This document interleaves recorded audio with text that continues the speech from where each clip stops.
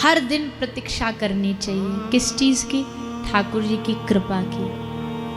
हर दिन प्रतीक्षा करनी चाहिए कि आज नहीं तो अब नहीं तो कभी ठाकुर जी की हम पर कृपा जरूर होगी।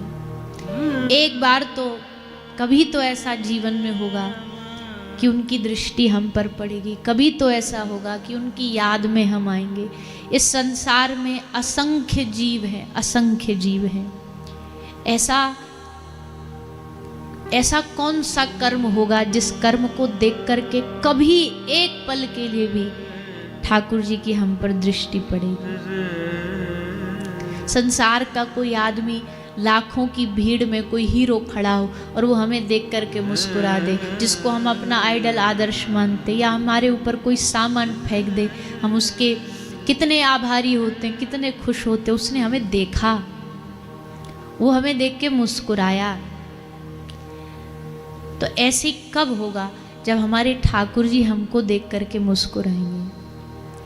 अभी बस वो मूर्ति बन करके खड़े रहते हैं। हम बोलते भी हैं, बात भी करते हैं, हम आते भी हैं, जाते भी, उनके सामने से निकलते भी हैं, लेकिन किसी दिन ऐसा हो जब वो मूर्ति भी मुस्कुरा करके हमें देखे, वो मूर्ति भी हम पर कृपा की नज़र से हमें देखे।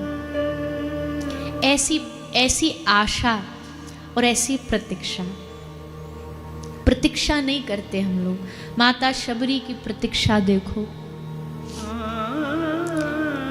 माता शबरी की प्रतीक्षा देखो। संपूर्ण जीवन लगा दिया राम की इंतजार में, राम जी पधारेंगे, मेरे राम आएंगे, पूरा जीवन लगा दिया। सब लोग, सब आसपास के लोग मजाक उड़ाते हैं, ये कैसी बावरी हो गई है, पागल है, बुद्धि नहीं है, रोज सुबह उठ जाती है, नहाती है, धोती है, जल्दी जल्दी काम करती है, पता नहीं कब आ जाए, पता नहीं कब ठाकुर जी का दर्शन हो। उस प्रतीक्षा में भी कितना आनंद होता होगा जो प्रतीक्षा ठाकुर जी के लिए की जाती होगी।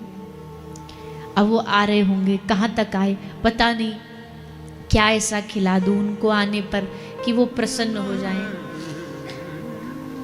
भगवान यही देखते हैं कि प्रतीक्षा कर रहा है कि नहीं कर रहा है, इंतजार कर रहा है कि नहीं कर रहा है। विश्वास के साथ प्रतीक्षा करें। ठाकुर जी को हमसे सिर्फ इतनी सी आशा है कि आप उनका इंतज़ार करते रहो, आप उनकी बाट निहारते रहो, प्रतीक्षा करते रहो, और फिर उसी प्रतीक्षा से प्रसाद मिलता है। प्रसाद क्या मिलता है? भगवत प्राप्ति।